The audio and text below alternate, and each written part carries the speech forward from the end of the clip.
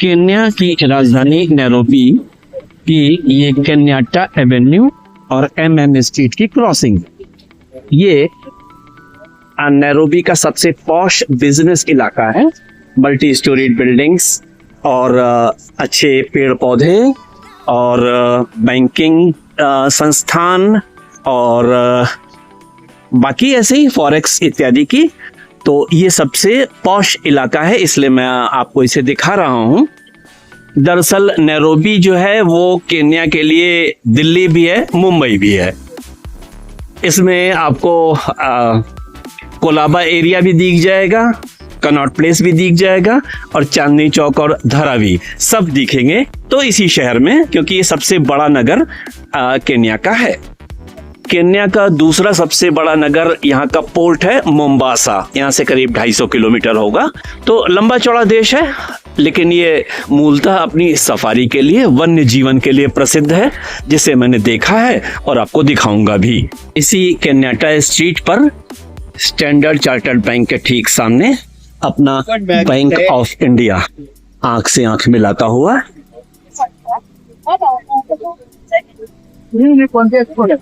तो देखकर अच्छा लगा होगा आपको भी, मुझे भी, कि यहाँ हमारी प्रेजेंस है, आर्थिक शक्ति हम भी हैं, केवल स्टैंडर्ड चार्टर्ड वाले नहीं। और बैंक ऑफ इंडिया के ठीक सामने एक शहीद स्मारक, ये उन शहीदों की स्मृति में है जो first and second world war में अपने राजा यानी जॉर्ज पंजम के लिए शहीद हुए 1914, 1918 और 1939, 1945 के बीच में। ये उनकी स्मृति में लिखा हुआ एपिटैफ और ये उनकी मूर्तियां।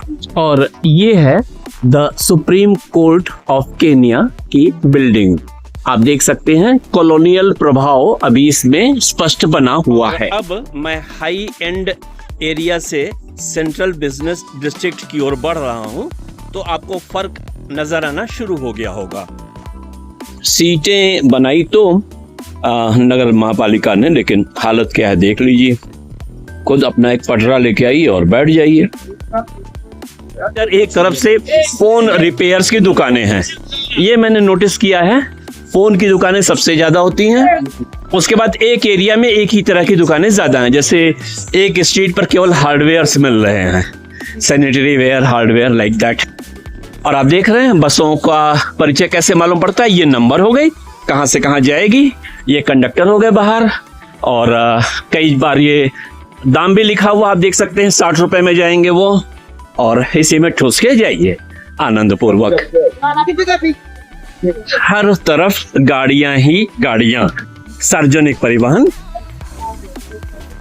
ये सबूत है इस बात का कि यहाँ पे वैकल्पिक सार्वजनिक परिवहन की जरूरत बहुत तगड़ी है। किसी भी दिशा में देखिए, और अधिकतर लोग आपको जो आवाज देते मिलेंगे वो कंडक्टर्स ही, उन्हीं की आवाज बैकग्राउंड आपको सुनाई पड़ेगी अपने अपने डेस्टिनेशंस की ओर आपको ले जाने के लिए आवाज देते हुए। और इसी में मैं मोटरसाइकिल से कैसे कैसे घूमा था वो आप यूं ही देख लीजिए, बाएं दाएं देख रहे हैं कैसे आ रहे हैं लोग। इन्हीं में एक पे मैं भी कल सवार होके अपने सामान के साथ लदाफदा होटल तक पहुंचा था। अब असली वाले सेंट्रल बिजनेस डिस्ट्रिक्ट में आप पहुंच गए हैं। यहाँ पे हालत ये हो जाती है थोड़ी देर में कि पटरी पे कोई जगह नहीं बचती पैदल चलने के लिए भी, क्योंकि पटरी पर भी लोग दुकानें लगाए रहते हैं। सड़क पे चलने की जगह इसलिए नहीं बचती क्योंकि उस पर चारों ओर वाहन ही वाहन है। सड़क पार करना यहाँ बिल्कुल आसान नहीं होता।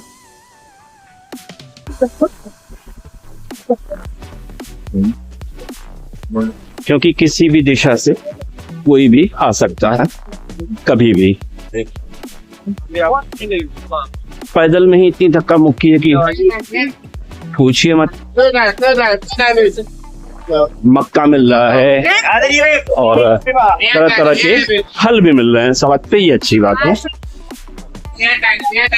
सेब, पपीता है, तो वेजिटेरियन के लिए काफी कुछ जुगाड़ है।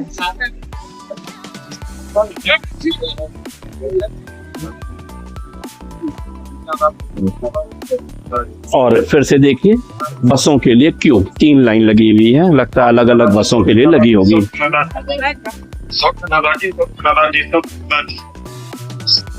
मैं पटरी पकड़ लूं,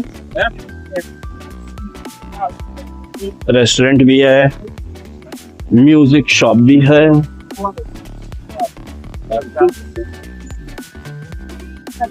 आप देख सकते हैं बड़ी भीड़ भाड़ है, सारा शोर शराबा है, सब कुछ है, लेकिन 2 चीजें फिर भी, एक तो लिटरिंग यानी कूड़ा फेंकना सड़क पे बहुत कम है, शून्य नहीं है यूरोपीय देशों की तरह। मैं सेब ले लूं तब तक।